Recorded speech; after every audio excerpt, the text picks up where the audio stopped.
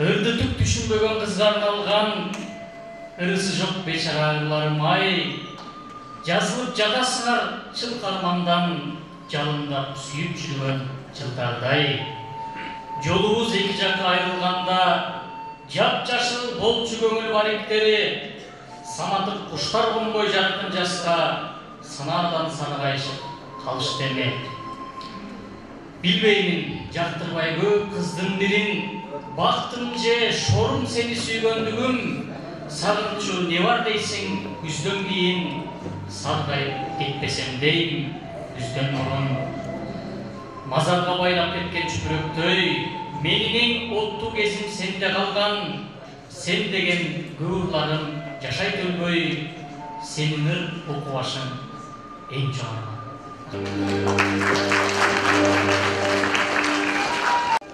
Чиркөөнүн таңдай агылжым, куполу кудум кумгандай, балбырайт бою кайыңдын, утагы оору сунгандай. Кара түз өтүп жашылга, шалбага, чөпкө кирди түр, кызгылтым оюл шагында, көз жарып жатат миң бүчүр. Чырлыйттап, учуп чыргашып, чымчыктар салат абанын, капчыгай какын жыттанып, кымыздай жутам шамалын.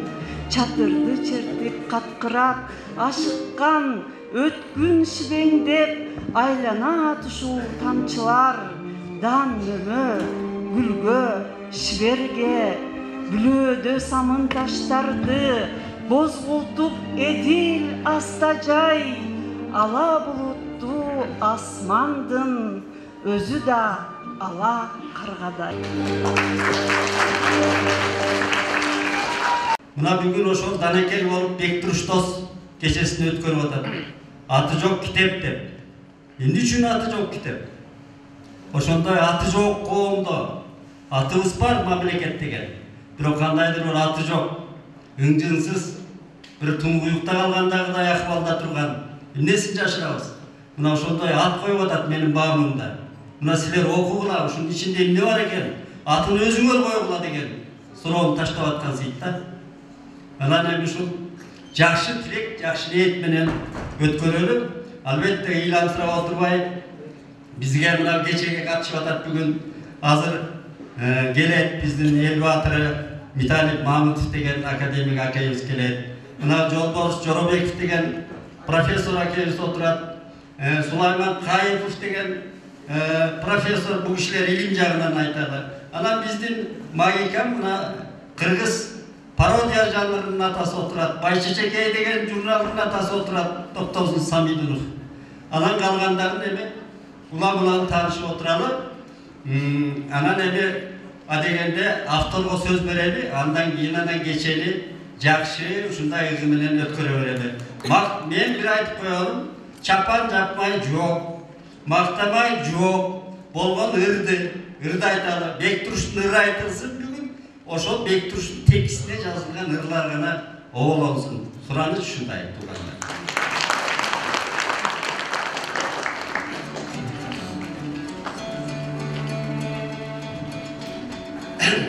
Hoş gelipsizler. Ardayım alaman kalktım sürü olup, sürdöp yatırım. Ben şu 10. klastan başta ır yazdım. Ir yazgandan başta ben köy okudum. Özgöçe Ömer Sultan'da köy okudum. Keyin Frunze'ye azırtın işe gelip eğer çıkardım. O kişinin 64 ırdan durgan sen jönde payamasını öte жақсы bilem. Bu kişinin ırlarını 4-5 kupletten kurçum. Anam bir ırı var, 12 kuplet. Ben o şu özümden bugünkü keçemde ustadım dep sanagan Ömer Sultan'ı fazla uğrup jatar. Şunu ayırıp ketişini Allah'dan dilep durup şu sen jönde payamadan ırı okumuyla başlayayım. Sen kaydasın, men kaydamın bu günde asman жердей алысталып барабыз, чексиздикти көздөп кетип барабыз. Sen de maga, men de saga кабарсыз. Sen kaydasın, men kaydamın bu günde Seni bilbeyim, men жалгыздап басамын. Мағы вақыт тоқтап қалған өңдөнүп, мен да тоқтап қалған өңдүү жашадым. Сен қайдасың, мен қайдамын бұл күнді. Балким маға қалдың бекен чоочундап, балким маға баяғындай сүйүң жоқ. Баяғыдай сүйүң менен ызааттап, жүргөндүрсүң өмүрүңдү көктөтүп, турмуш деген ушул экен деп коюп, узун бойлудағы өлүп жақтап. Ооба, турмуш бардығына көндүрөт. Аны билем, өзүңдү өзүң билгендей. Эгер мени сагайтса өлдү деп, жүрөгүңө жанын оғы тийгендей, бир зырп этип уйгутулгу болорсуң, көз жашыңа көчө чаңын урорсуң. Анан бир күн турмуш деген ушул деп, сен кайрадан мени унута баштайсың. Кээде гана эстей калсаң урланып, өткүн болуп көздү чолоп жаштайсың.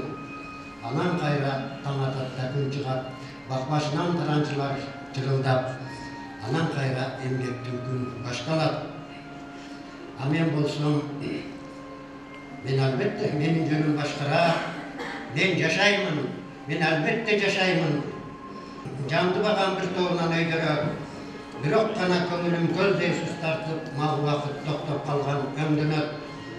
Сонун кыздар өтөт, шыңкылдап, жан эркиктен жакшынакай ырырдап, мен аларга көңүл болуп ордуна кулагыма толуп алып чуулдап, арасынан өзүмдү издей баштаймын. Жакшы, башка, такыр башка, таптакыр, бөлөк, бирөө, бир нерсеге окшобойт. Көңүлүм көзүм сени гана жаттаптыр. Сен кайдасың, мен кайдамын бул күндө.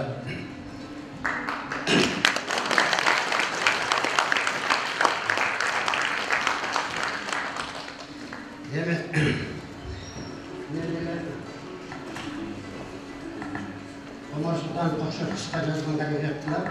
Бірақ өмір баянды батырыш болды. Жоғын куплеттей өліп кетті. Өмір баяны туралы тәржімалым. Өңді емес, өз жайымды өзім айтам. Өрт жалып, тұтануда көңіл аздан. Өңді емес, өз жайымды өзім айтам. İçkilik тоғындағы қанды болам. İçimde üyütüm көп бөгіп жатқан. Жет ағам әжем өліп жап-жаш бойдан, бек тұрыш деп атымды тілеп қойған. Бек тұрған, бек тұрсындан баш адашат, бір бек тұрыш таппай маға адаш болған.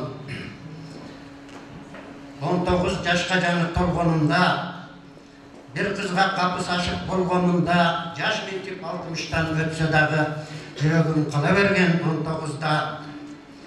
Көп болчу досторым, жаш чагымда, калбады көптөр акыл тапканымда, жүрбөдүм бирөөлөрдүн жетегинде, жүрбөдүм бирөөлөрдүн айдагында, ичинде нур күнү бар адамды көп издеймин, бир жарыгын аламбы деп.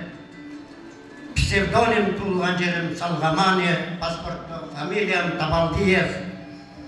Салпаңдап чоңдорду ээрчип көрүшпөдүм. Сүйбөгөн кыздар менен өүшпөдүм. Дайрага жакын жашап кудук казган талтырга окшоткум жок көзүмдү өзүм. Дардамдап ичипке деп жаттым өлүп. Дин сүйүү көп кырсыктан калды бөлүп. Жашыймын жылтылдаган алтындан да жыландын көзүндөгү жашты көрүп. 3 жылды болгом, бирөө эрте кетти. 3 күрөм эрке түшсө эрте кечпи. Çoğayıp kelatşat nöreler çokuma çıkıp çıçıp erkeleşçü. Alsam beyim doğru koynundan tavuk uğrun. Kudayga jetsin en söğüm maksat oyum.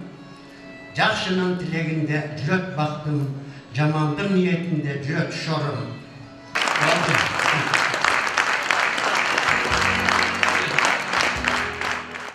Hazır ema degende bir uşul kitep jönünde adayatçı, sırçı, Askar Meletов'ga söz veren uşu kişi bu kitaptaki içine çeşmelep etsin, buna okumanlarga andayla ulayabilir. Askar Meletov adayatçı, hazır bizden göz sürtör, sınçılardın aktif tüzü, ilgeri Sovetler Soyuzu'nda akça töletip жазчу, hazır bekerine жазған жалғыз uşu kişi kaldı, birine serin kişi. поэзияда, дегеле поэзияда бул чындыкты айтуу, өзүнүн тагдырын айтуу өтө кыйын да, кыйынга турат. Албетте уйкаштырып жаза берсе болот, бирок өзүнүн тагдырын ырга салып, ырларында өзү жашоо, ошо ырларында ошо өзүнүн тагдырын эстетикалык жактан образга айландырып чагылдыруу өтө татаал нерсе да. Эми бул жерден дагы бир айтып кое турган нерсе, мына 85-жылы 1-ырлар жыйнагы чыккан Союздун мезгилинде. Союздун мезгилинде дегеле бурдагы биздин адабият албетте 20-жылында гүлдөп өнүккөн, бирок ошол эле мезгилде анын Айтматов сыяктуу, Осмонов сыяктуу, жана өзү айтып кетти, Султанов устаты сыяктуу, Жоломонов сыяктуу чоң таланттар чыккан. Ошону менен бирге эле графомандар да көп болгон. Графомандардын армиясы болгон десек болот. Себеби дегенде алардын өздөрүнүн тагдыры жок. Ошол 2 жылда бирден китеп чыгарып, анан кийин ошонун калем акысы менен жашап, Союз түзүп берген жакшы шарттардын шарапатын күнүн көрүп, анан кийин ошо Ортозар адабиятты гүлдөткөн акындардын, жазуучулардын чоң армиясы болгон десек болот да. Ал эми ушул жагынан алып караганда биздин эгемендүүлүк мезгилдеги адабияттын эң чоң өкүлдөрүнүн бири ушул Бектуруш болду. Себеби дегенде Бектуруш акын ошол эл менен кошулуп акыркы 30 жылда мына биздин журтубуз чоң көчмөн көч болуп, мына миграция процесси башталып, элдин баардыгы мына кечээги маалымат боюнча 1,63,000 киши Россияда расмий каттоодо турат экен.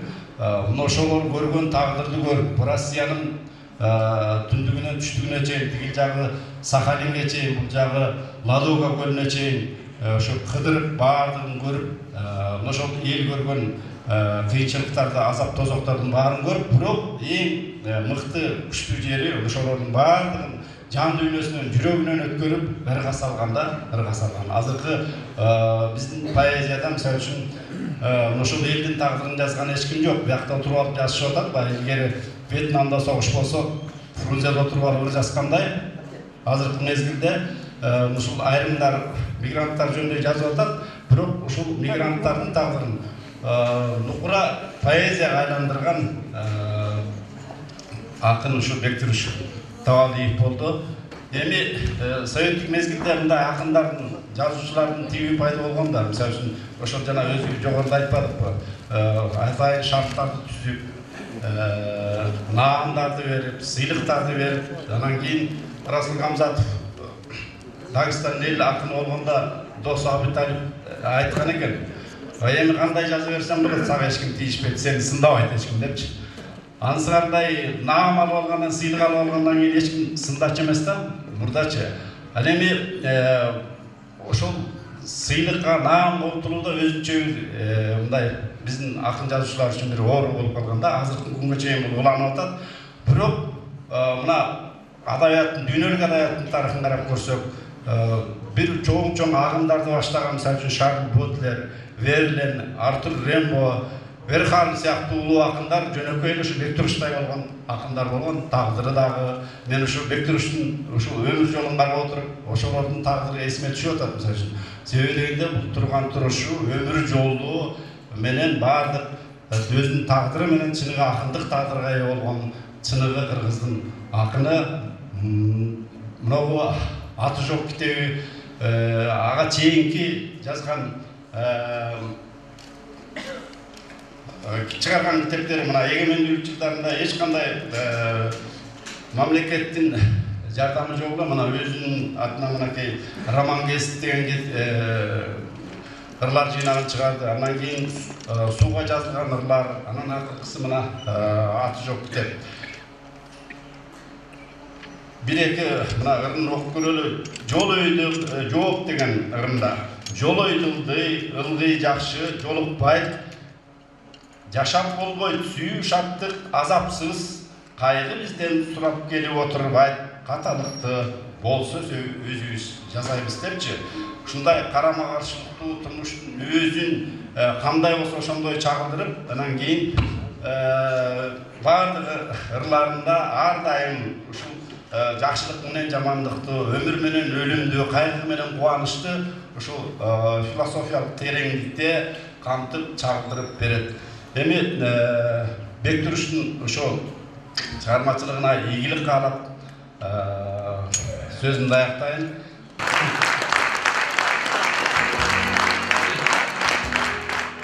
Ушу акын болуп туулган, акынча жашайм деген азаматтарыбыз бар. Мына ошолордун бири алдыбызда отурат Бектуруш. Бир кезде Анна Ахматова деген акын, орус акыны бир жазган бир саптары бар. Когда пришли мы в мир, там были Данте, Гёте, Шекспир деп.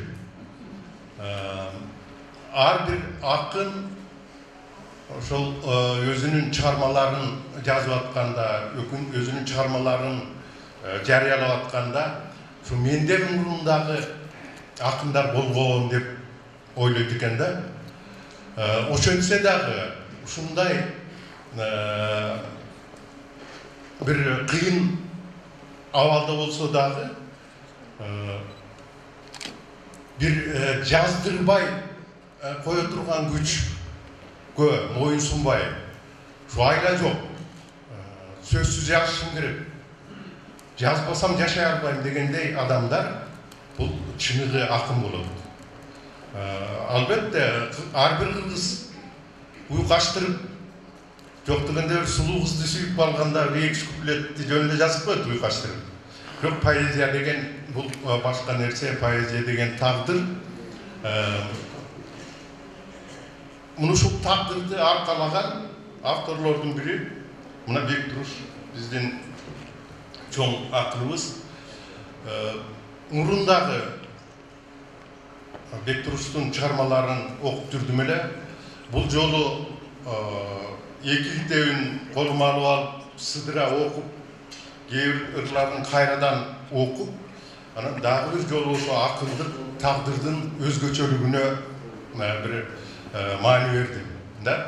Эми акын бир чети мындай шыр жазгандай, жеңил жазгандай көрүнгөнү менен ар бир сабын кыйналып кысталып атып жазат. Канча ушуга мээнети, канча көз акысы, канча жүрөктүн кагышы кетти ушул ырларга.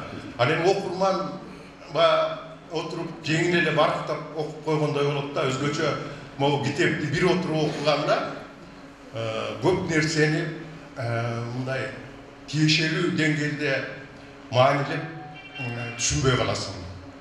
Акындын ырын жаздырынын алдына же жанында китепчеге коюп, улам барактап окуп, аны ойлонуп, аш кылыш керек да. Күчтүү тамактарды деле ченеп жейсиң, анысы кандай?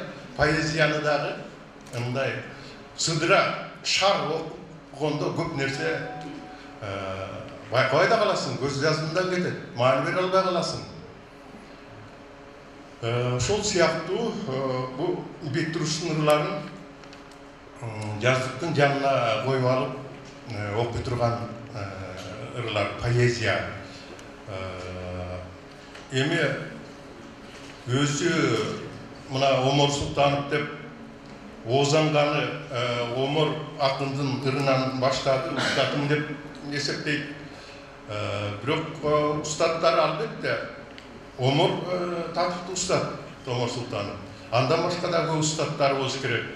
Ичинде өзү мен Пушкинден кем эмесмин деп жазган жерлери бар. Демек, өзүнүн тагдырын, өзүнүн кылып аткан ишин ошончолук бийик баалайт экен. Мен Бектуруштун акындык өнөрүнө, акындык талантына байланыштуу бир 2-3 өзгөчө нерсени айтайын деп атам. Биринчиден, Бектуруш акындын поэзиясына бир өзгөчө bir salıştırуу, өзгөчө bir obrazlardı табуу, дүйнөнү bir өзгөчө жагынан көрө билүү, акындык көз менен эмне көрсө, эмне караса, эмне сөз кылса, мен акынмын деп акындын көзү менен карап, акындын сөзү менен айтууга аракет кылганы. Биз жөн эле көрүп жүргөн жөнөкөй нерселердин артында bir obrazlar çığa gelip de, misal için çekçe işet suqtanıp çekilip gelirdi. Çekilip varızını gördürüyoruz. Şu çekçe suqtanıp durgan akın görütgende. Çık etip tımbastan kağıt saat tandayın diye. Saat temir, mekanikалық nerse, al tandayın kağıdı. Kırdan arı kulap baradan, kulüp çıkıp sızdap batkan gün diye. Yolgusu turnalardın ırı denizge tamıp jatar, tıp etişip. Buna turnalarda varız görüp otağız. Hem birinci Bekturuş'tun gözümenen görüp, turnalardın ırı ошол өзлөрү учуп бараткан деңизге tıp деп танып аткан экен деп, биз дүйнөнүн bir өзгөчө жагын, дүйнөнүн bir башка жагын өзүбүзгө ачып атабыз. Jaz жөнүндө, айыл жөнүндө, суу жөнүндө, таш жөнүндө жазган ырлар көп акындар жазган. Бирок Бектуруш ошол нерселерди бизге жаңы жагынан көргөзүп, жаңы жагынан ачып, кандайдыр бир өзгөчө касиеттерин таап көргөзүп атат. Көп сүйлөп атамбы? Жок, ушундай бир нерсе бар да, чоңуш башкарган киши карап калса чочуп каласың мындай. Топтоп деп атабы деп. Анан мына ошол жана Аскардагы жакшы айтты. Ушул акындык тагдыры ушу китепте. Себеби китепти биз окусак, ошо башынан аягына чейин окуп отурсаң, чыныгы акындын өзүнүн жашоосун, турмушун, акындык bir пейилин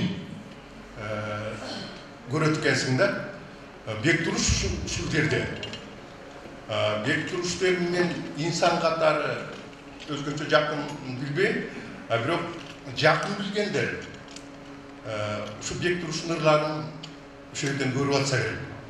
Мен бир нерсе жөнүндө ойлодум да, кээде чыныгы акындардын ырлары өзлөрүнө окшош болот. Мен мына бизде Карбалас акын отурат, Карбаластын ырын окусам эле Карбаластын өзүн элестетем да. Ушул сыяктуу, анткени мен Карбаласты бала кезден жакшы билем, ошондон болсо керек да. Бектурушту жакшы билген кишилер дагы ушу ырын окуп атып, көз алдында Бектуруштун образы турса керек деп ойлойм да. Себеби ал чыныгы жүрөгүнөн чыгарып, чын мындай пейилинен, ыкласынан ушуну сөзгө айлантып атат. Анткени башка билбейм, Бектуруштун дагы кандай өнөрлөрү бар. Бирок ыр жазгандан башканы билбейм. Жосо билген нерсесинин эң жакшы билгени ушу ыр жазыш болуш керек деп ойлойм да. Ушул акындык эми бул жерде мен айтайын деп белгилеген нерселер көп. Көп ырлар мага абдан күчтүү таасир этти. Мисалы үчүн Куала-Лумпурда калган топурак.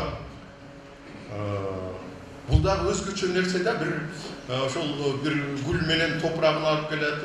Ошол чегарадан аларда мыйзам бар экен. Биздин жердин топурагы башка жакка чыкпаш керек деген. Топурагы алып, гүлүн алып келген экен. Ошондон улам биз өзүбүздүн топурак, өзүбүздүн жер жөнүндө ойлонуп атабыз.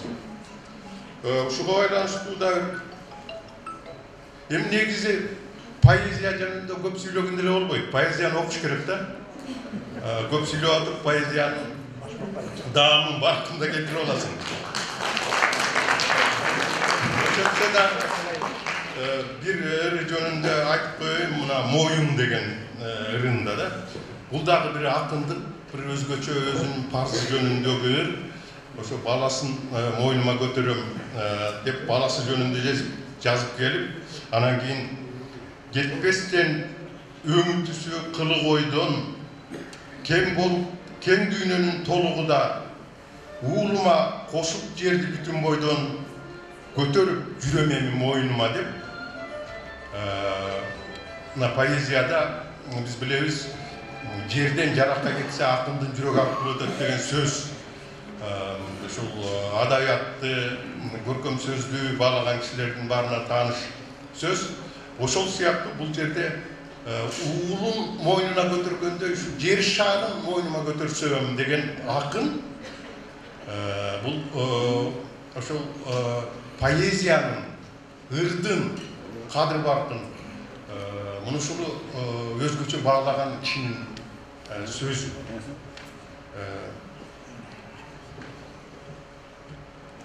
Бүгүн ушу аты жок китеп жөнүндө сөз кылып атабыз, бирок мен сууга жазылган ырларын дагы окуп атканда бир ырды айтпай кетсем болбойт.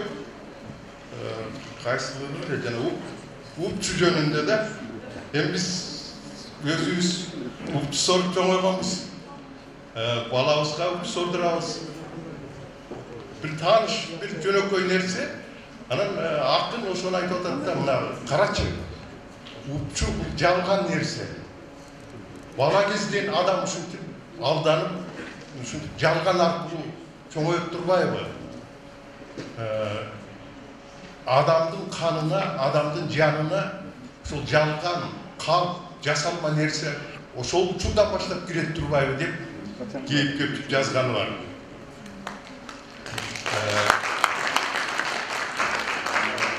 Жана Керим дагы көп мактабагыла деп эскертип өттү. Мен сөзүмө жыйынтыктайын деп атып айтарым, Бектуруш бул чоң акын, чыныгы акын, таланттуу акын. Анын чыгармаларын кунт коюп, эртели кеч улам кайрылып окуш керек. Кудай кааласа Бектуруштагы ушу кыргыз поэзиясынын мейли тематикалык жактан болсун, мейли көркөм формасы жазыш шыгы боюнча болсун, мейли көркөм образдары сөздөрү аркылуу болсун, бир жаңы чектерин ачып, жаңы кыйрларын ачып, жаңы жээктерин ачып аткан акын жана келечекте дагы окурмандарын кубантат, биздей күйөрмандарын сүйүнтөт деп ойлойм. Ийгилик.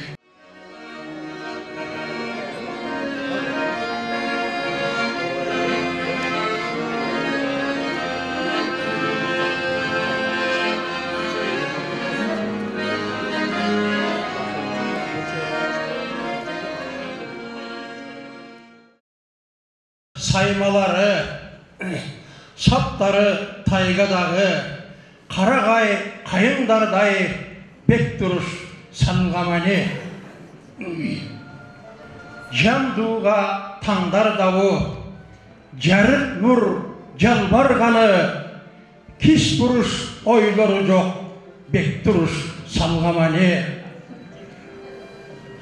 Ақындар аты жеткен айлананы аябай аймалады, сен башқа мейкиндесің Бектуруш санғамане. Рахмат.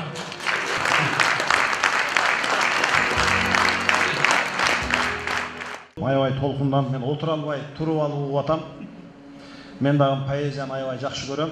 Бектуруш агабыздын ушу биздин залда поэзия кечеси болуп агамына Туруш Турпаты менен поэзия Карбалас Бакиров баштаган акындардын келип отурган аябай сүйүндүрүп атат.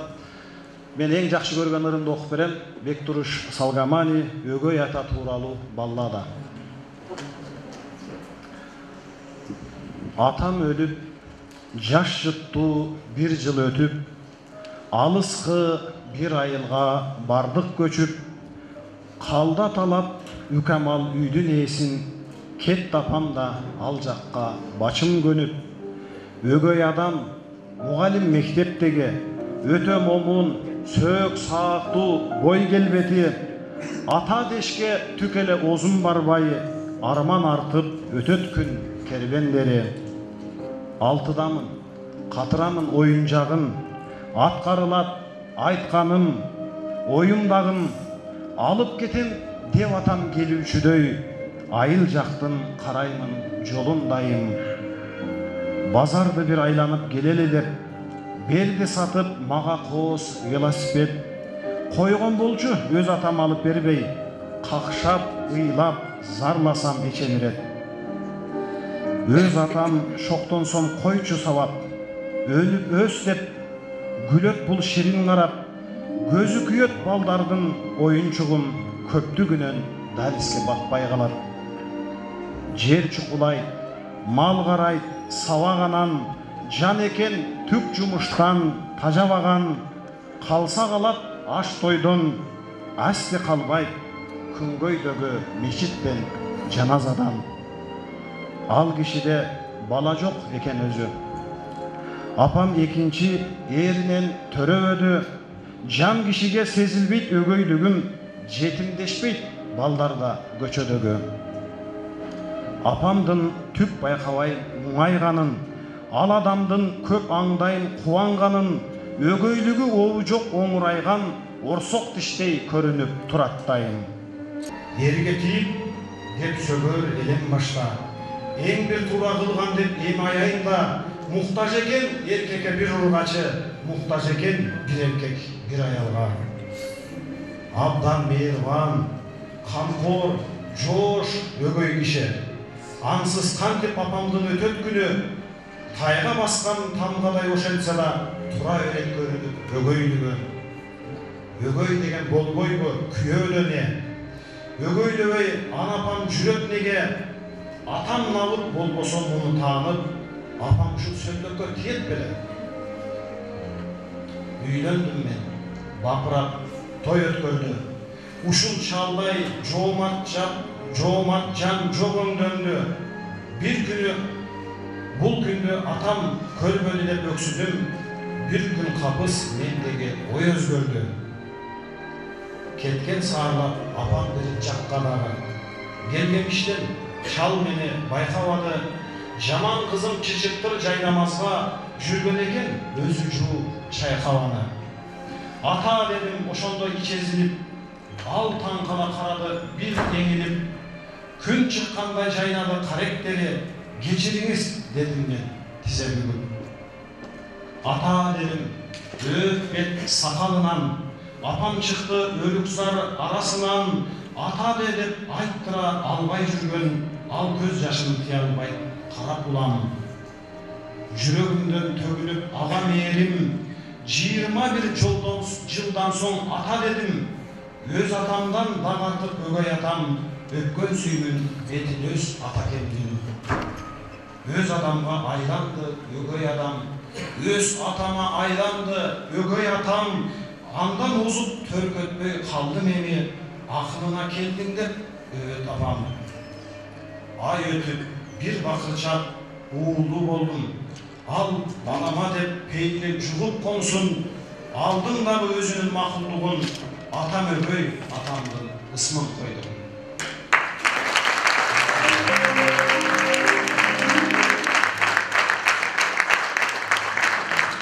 Ыр деген бул атка жеңил тайга чак жанр экен. Бир жазгандар көбөйдү. Көбөйгөндө жакшы да жагы бар болуш керек. Анткени көп нерсе жакшы да астан көрө. Мындай орусча айтканда выбор деп коет, таңдаганга, сындаганга акындар көп болсо анысы да жакшы. Анан илгери Михаил Светлов деген орустун мыкты акыны болгон. Ошо киши өзү да ырды мыкты жазчы, удул болчу. Гренада, ты моя деген бир сонунду бар го. Анан ошо кишинин бир айтканы бар акындык жөнүндө. Ал эми баардыгыбызга тиешелүү, азыр жазып аткандар да тиешелүү, ыр сүйүүчүлөргө тиешелүү. Жогорку билимдүү кишинин кимиси болбосун, бир жуманын ичинде ыр жазганга үйрөтө алам, бирок аны акын кыла албаймын деген. Ошондой эле ыр жазган менен акындык өнөрдүн айырмасы асман жердей. Бизде мына жерде адабиятчылар отурат. Ошол адабияттын практикасы да бар, теориясы да бар. Практикасын эми аябай өздөштүрүп алдык. Бирок теориясын анын максатын, маңызын дагы үйрөтүшүбүз керек. Мына ушундай бүгүн кеченин мен кубанган жерим ушул окуу жайы, бул касиеттүү окуу жай биздин руханий мактанычыбыз десек болот. Анткени бул мекеменин, бул окуу жайдын аты атактуу композитор, азыр жаштар көп деле билбей калыптыр. Анткени бул иши обондон дагы симфониялык поэма жазган киши болчу. Мен бул киши менен студент кезде бир тааныштыгым бар эле. Айылды эскерип деген симфониялык поэмасы бар болчу. Воспоминания об Аиле деп. Ошону илгери Калагрибов деген музыка сынчысы бар эле. Ошо кишинин ошол симфония чыгармалары боюнча бир лекциясында ушул кишинин Таштар Ерматов акебиздин ошо айылды эскерип воспоминания об Аиле деген ушундай мактаган. Мына ушул касиеттүү жайга келгениме ошол атактуу композитор агабыздын иниси, жердеши ушул кечеде, куттуу кечеде отурганыма кубанамын.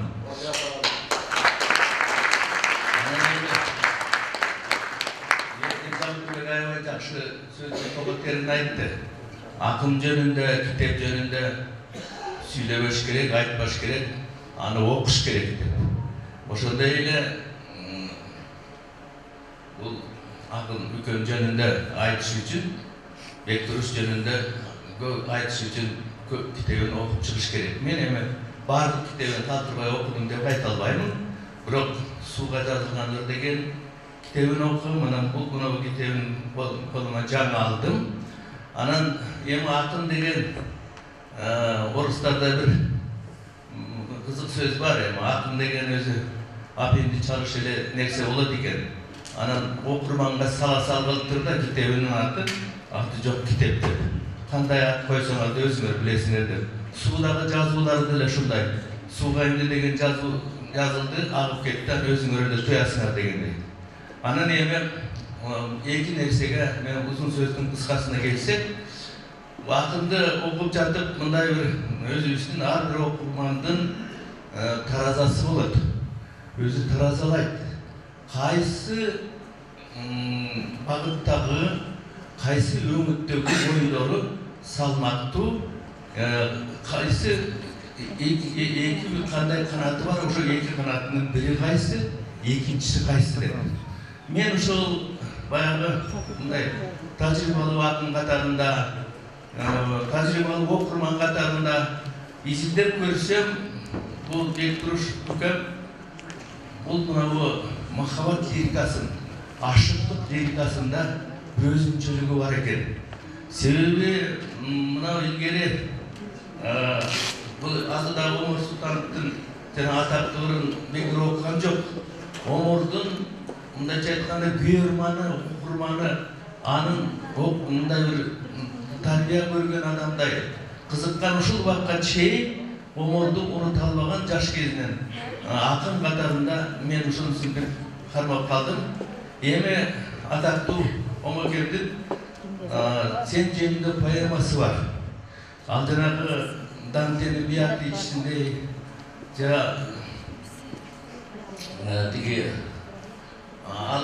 Токтогулдун алынганындай бул эми жүрөгүнөн чыкпаган нерсе да дайыма жазыла турган махаббаттын чоңурдосундагы кайрыктары.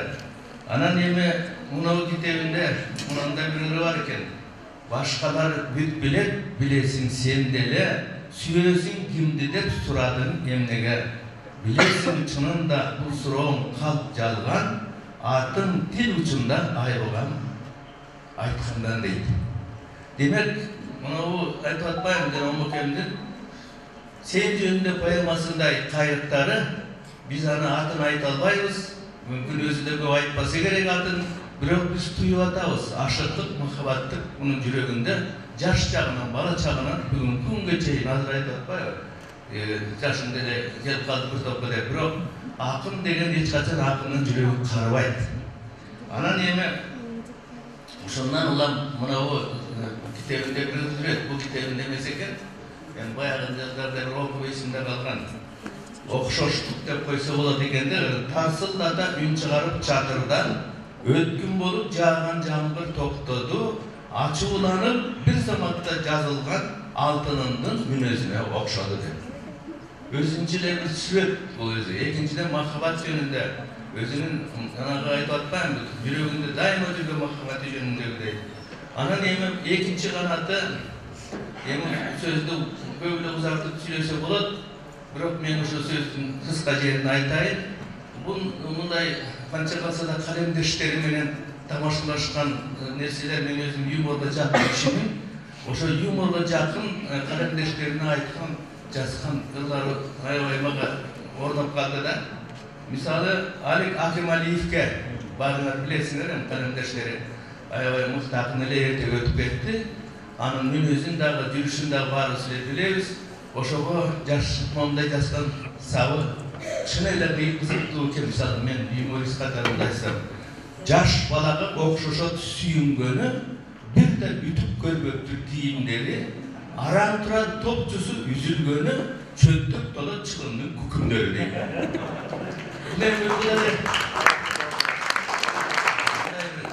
Өзүнчө эле юморлук сүрөт болуп атпайбы?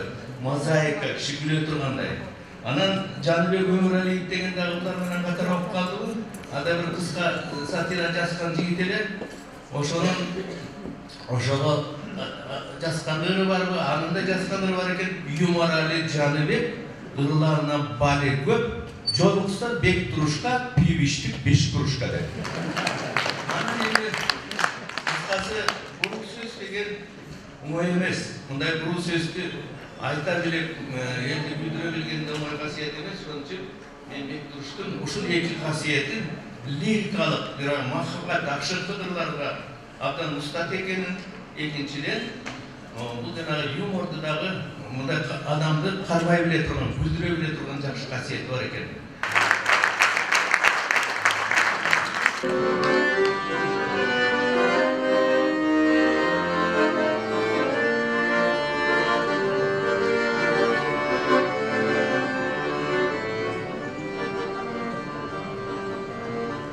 Neden жаздым, neden жаңылдым, не себептен мага тарындың, жылдыз жүзің көзгө елестеп, жырашындай күлкүн сагындым, уса болуп жезде сарнарым.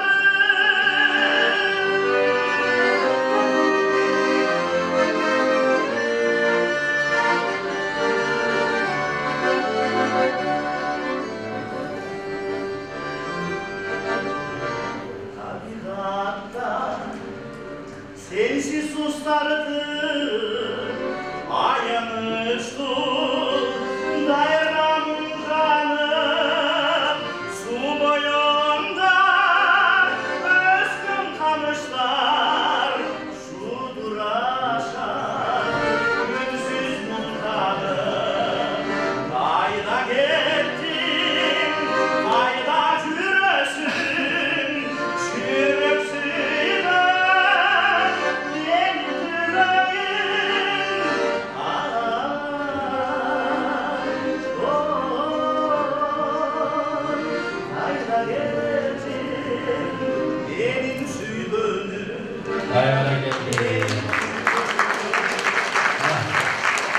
Эми азыр акындарга Бектуруштун ырларын окуйбуз да, өзү акындар, шабалдаган акындар бар да, ошолорду чакырайынчы. Сөз пашасы ыр дешитсе сүйүнгөн, сезим жүрөк менен угуп түшүнгөн бир чыныгы угарманым бар болсо, балкып чалкып ыр окуймун бүгүн мен. Чын дилимден жанып ырымды окусам, чыкпай мал той, ишче базар оюнан. Кимесинеп уктагысы келсегер, кете берсин кармабайдын колунан. Акылдууну келет дагы толгонтком, акмактарды келет бир аз ойлонтком. Көкүрөгүм көөнө китеп сур тыштуу, ким окубай койсо капа болбоймун. Көөнүңөрдү койсо ырларым жылытпай, кечиргенге акыңар жок кымындай. Акын туусу эч убакта кулабайт, асыл ырдын туусу турса жыгылбай. Терезе өп суйкайган тунук таңдын маңдайын, чык-чык этип тынбастан кагат саат таңдайын. Момун жоош таң балыктын мала шүйшүн канындай, кара түндү жарып күн кайгы бизден алыстай. Ойгонуп шаар бардык жак, ойготуп жол көчөнү, төгүлүүдө тарсылдап туфлилердин нөшөрү. Таңдын шайдоот кыймылын турам карап балкондо, күлүп жалап күн нурун күмүштөнөт картоодо. Бар менин да башымда буурул агыш буактар, асман эмес жакында жерден жааган булаккар. Калбай койбой бир чарчап кагууда саат таңдайын, жумуш шашуу иш максат жыттанат ак таңдайым. Асман жээктеп күн келет, аны айланат жер шары. Үйдө ишим бүтсө деп үйдөн чыктым мен дагы.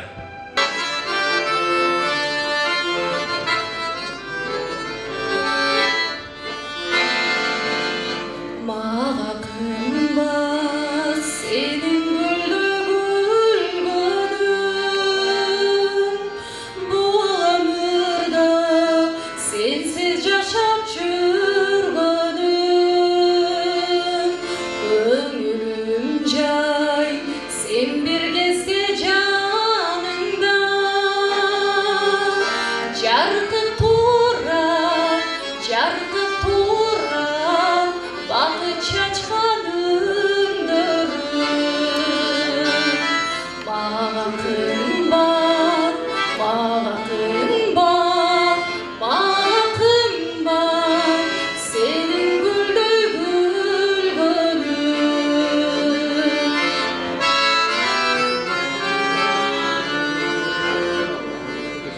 Бул дүйнөдө мен өзүңө тойбогон, көңүлүм жай, сен бир кезде жанымда. Мага кымбат кедорошуп койгонуң. Мага кымбат сенин гүлдөй гүлгөнүң.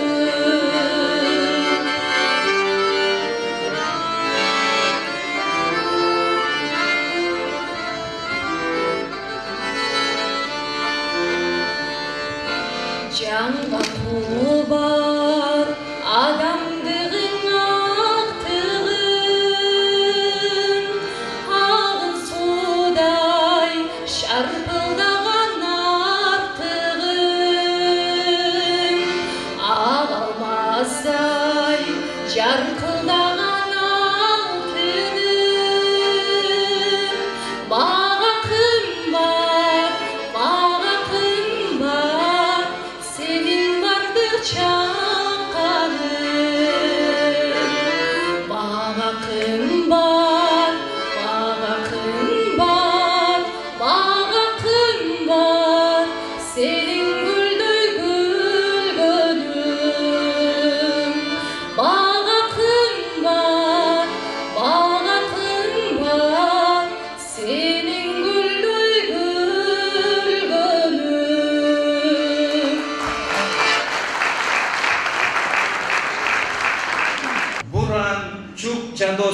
abdan sıyladı. Buğu soydu, samogonun caynattı. Aldı kızıp anan orusça ırdadı. Ayttım men öz dilinde oğun salsançı. Bilbeyim dedi, ıyladı ırın toktotup. İçe verdi, içe verdik, içe ver. Ölgön tildin mürzelerine okşoşup. Durdu mağa boşup kalgan şişeler. Uluyt boron karagaylar umulday. Umuldaşpayla balkim ıylaşar. Hiç vakta mezgil artka burulbay. Ene dilin tappas emi çok çalar. Öz dilim yok, öz dilimdi bilbeyim men. Ölümünde urdu stölga bet başın. Öksüt öksüt samagonun içbesten. Ökünömün içkenengül göz yaşın. Jolduğata tilin estep elimdin. Celbeşikte cay termetken poezde. Özümcele öksüp sızlap giydim. Özleri var atilleri çok elge. Özümcele sızlap eylap giydim. Özleri var atilleri çok elge. Бұл Бектұрыштың ырларын адеп жазғаннан бері ушу күнгө чейин карап жүрөм да. Бул эволюция деп коет мына адабиятчылар. Ошо эволюциясын карап жүрөм. Кыскача айтып коеюн, адегенде мен де ушул Бектұрыштың ырларын окуганда, ой бул такыр бул кыргыз ырынын рамкасына батпайт экен, туркусуна батпайт экен, муну башкача экен. Уйкашы жок эле жаза бербейби деп өзүнө да балким айтсам керек. Уйкаш муну кысып аткандай, жанагы умуу саптарын туура келиши буга такыр эп келбей жаткандай, ошолор буйдап тушап жаткандай эле көрүнө берчү. Кече жакынга чейин деле ошентип жүрдүм. Бир жыл мурда деле ошентип айткам, бул сен уйкашы жок эле ушу төгүп эле жаза бер, түз эле. Ошо ыр болот, ошо сонун ыр болот деп. Себеби ошондой ыр бар да. Себеби акын деген акын болуп туруш керек дагы, дүйнөнү акындарча көрүш керек. Hiç kim görmegендей өзүнүн көзү менен акындарча көрүш керек. Чегиткенин чекчейгенин деп атпайбы, чекчейгенин көрүш керек. Көрүү менен бирге айта алыш керек. Бирөө көрөт, айта албайт.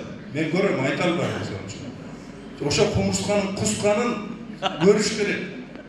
Жөргөмүштүн жөтөлгөнүн угуш керек акын. Болбосо акын болбойт. Бул ушундай акын. Бирок мынау жаңы чыккан китебинен кийин мен оюм өзгөрүп калды. Себеби Бектуруш абдан иштептир. Мына жаңы чыккан китебин жакшылап окугула, окуп атсыңызбы? Бул китеп окуйт кыргыз азыр. Жакшылап окугула, себеби Бектуруштун мына жаңы китеби аты жок деген китеп маргында айтылат. Менимче аты жок китеп дегени туура. Анткени кандай ат койсоң дагы бул китептин ичиндегилерге тар келет. Китептин ичинде аалам бар.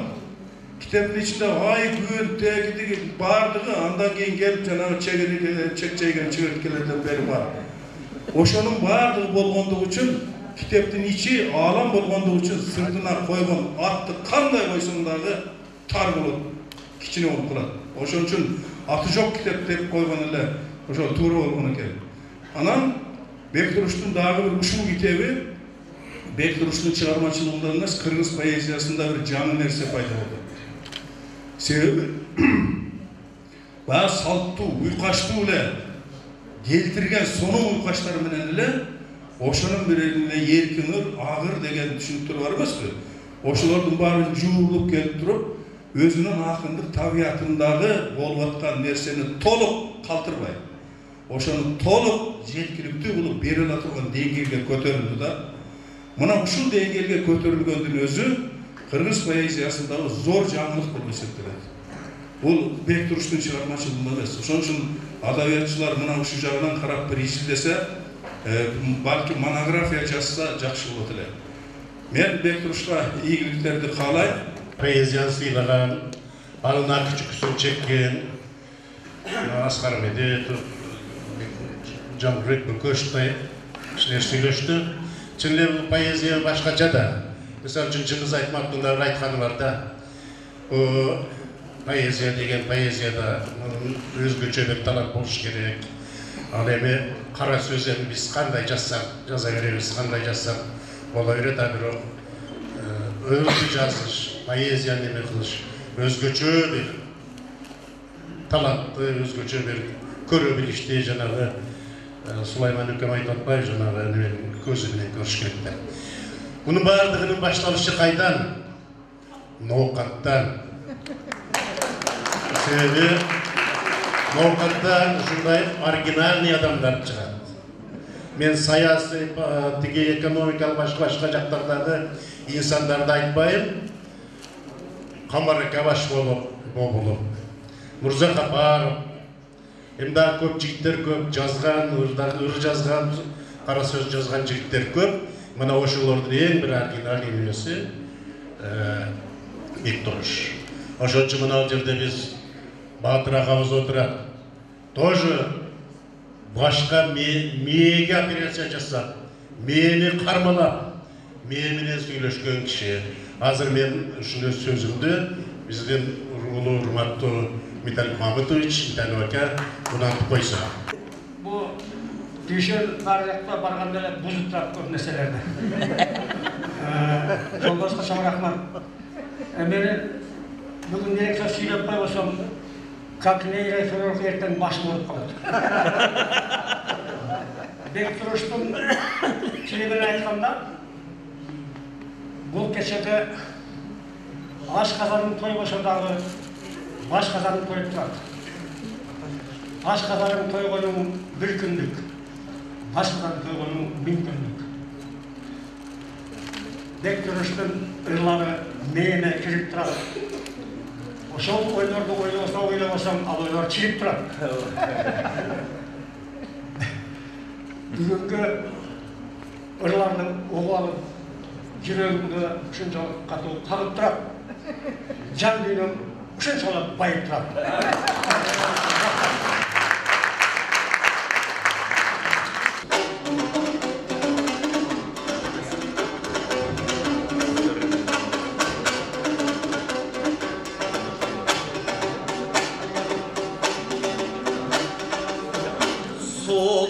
Tura şaraptan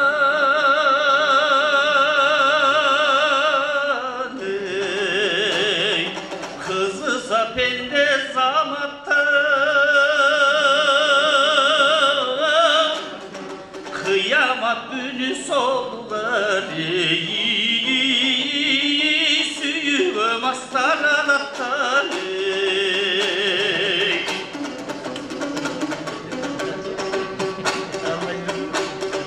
Sürüttürün ötiri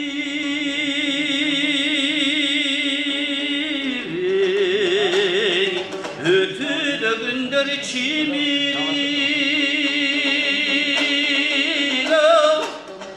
Gülümün dört püşkünü sürütün Ayi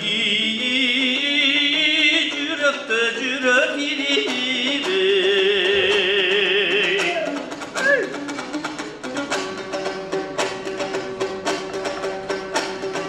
Şıkalap turçun aynekte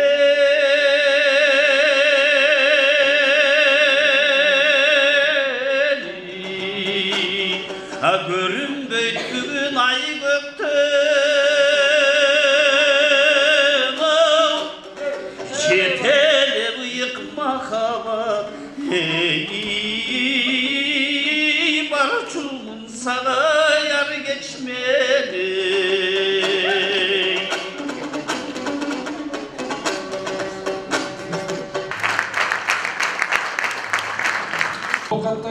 Ben başında ayttım bile. Vay bu Noğukatım sensiz ötpeydi, Oğukatım dep bir jaza versen bolat. Biroq bular gen jok. Markın katarı, ne katarı jakşı marktadığına men kişini sındap koyayım. Bu özü Noğukatlık dep atat, bu Noğukatlık emes. Degene oştuk emes. Sebebi oştuklar Bürö sen jönündө süйлөп atsa turup, kodun жүрөгүн alıp, iyilip intip turat. Bunu görmeysin. Un çıkmay oturuyor.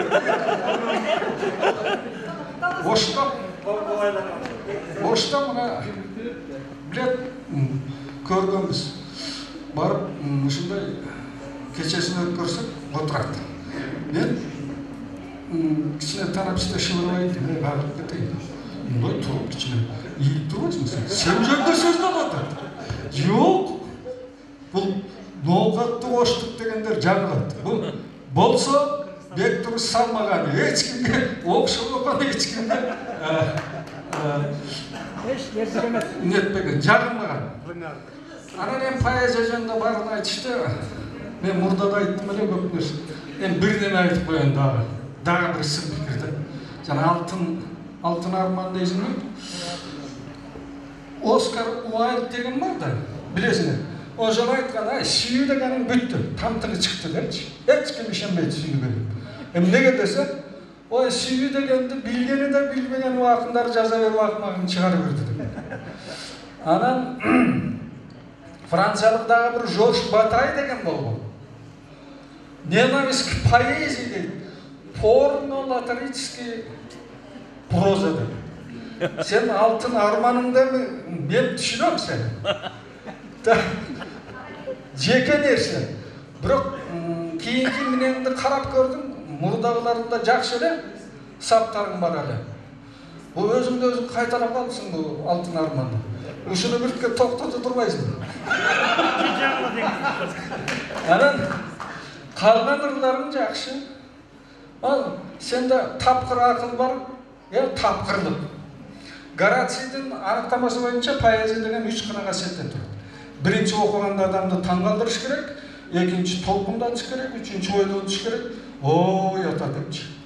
Ошонун үчөөсү бар эми. Алтын арманымды жаткыр, сага чоң ийгилик, рахмат. Бу Бектуруштун мен билгенден 3-чү фамилиясы. Билбегеним канча экенин билбейм. Бирок мен Бектуруш Табалдиев болуп келгенден бери билем. Биринчи студент болуп келгенде фамилиясы ошондой болчу. Ноокаттан келген. Кийин Бектуруш Кыпчак тигин болуп көпкө чейин. Эмре Эсекемаевдин чаткала отурушу ошо фамилияданбы деп ойлойм да. Анан эми салгамай болуп канчага чейин жүрөт, аны өзүнөн сураңыздар. Анан бирок Бектуруштун инсандыгы ар кандай сынга кабылышы мүмкүн. Бардыгы эле ач аяктуу пенделердей Бектуруш экөөбүз деле көп элге көп жагынан жакпашыбыз мүмкүн.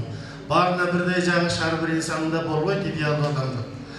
Бирок поэзиясы Бектуруштун акындыгы көпчүлүгүнө жагат.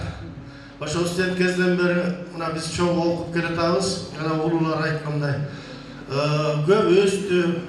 Журналистиканы бүткөнүнүн бир тамгасы Роман Гезит деген китебинин атында калган мурункуда. Ошондо чыккан жана алтын арман. Анан Эсекем айткандай сүйүү жөнүндө тамтыгы чыкса дагы акындар, кээ бир акындар жазайын десе дагы үй бүлөсү жаздырбай, кимге айткансың муну деп бурчка такай берип, ошондой бурчтан буйта өтүп кеткен Салгамбайга окшогондор гана сүйүүнүн азыр көбүрөөк жазып калды. Анан эң жакшы позиция бар болуптур. Байычесинен да жагын жап кылып, сонун кылып бир жазып койгон. Ошо менен ал киши өмүр бою ыраазы болуп келет. Ушу бойча жеткениме ыраазымын дейт. Мaalesef ушундай да. Мени жамандаган кичине бирөө келсе, мени ырым жакпаган бирөө келсе, төшүн тосуп, жанына аябай салгылашып чыгат. Досторумду сыйлайт, элге жакшы жагымын чыгарат. Анан ушундай кишиге кантип анан ыраазы болбойсуң деген бирөө бар. Ошо алдагы жанагы китебинде болсо окуп бермекмин.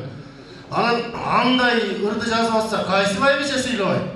Ой, бар арманыңды айтып келе бер, бирок кайра үйгө келип тур дейт да. Бул китепте да жакшынакай табылуулар бар экен. Мен бүгүн азыр ушул жерден жаңы сатып алдым, барактап көрдүм. Окугандан кийин өзүм айтып берем пикиримди. Илгерилей бер досум. Кыргыз тили коомунун президенти Райымжан Курбановдун коомунан келип отурам. Бүгүн абдан жакшы поэзия кечеси болуптур. Урматтуу Бектуруш агай, бүгүнкү ыргечеңиз менен сизди Республикалык кыргыз тили коомунун президенти Райымжан Курбановдун атынан, Тил жана маданият гезитинин атынан сизге чакан белгибизди кабыл алып коюңуз. Дайыма чыгармачылык ийгилик каалайбыз. Бар болуңуз, калемиңиз курчой берсин, окурмандарыңыз арта берсин.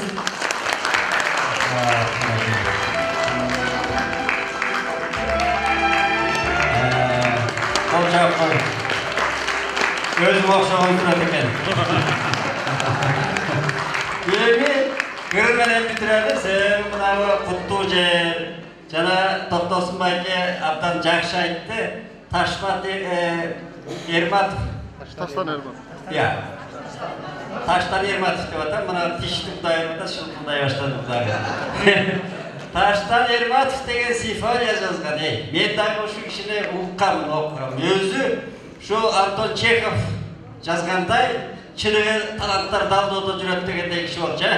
Shunda julunbagan mıhti kompozitorimiz bo'lgan, shu atini olib yurgan, mana Tumanbay Qo'ldoshev degan investitlarni shu jarqiratib, shu yerda o'rniga keltirib, mana u kelajakda muzikantlar o'tirib, o'rmadan bitiradi, o'rmadan oyoqdaydi.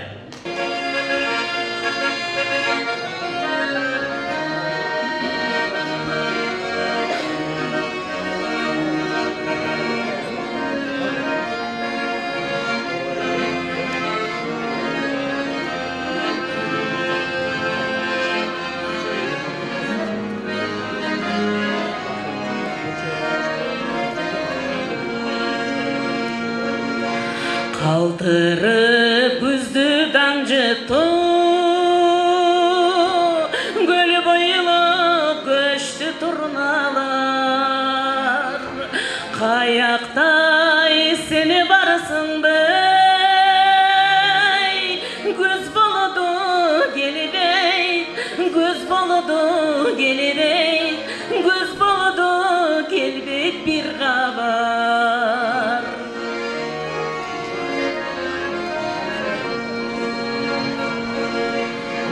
Bütüp azda kış gelir Karaygan jergen altınca Kayakta seni varsın bey Karegin ottay Karegin ottay Karegin ottay caldılda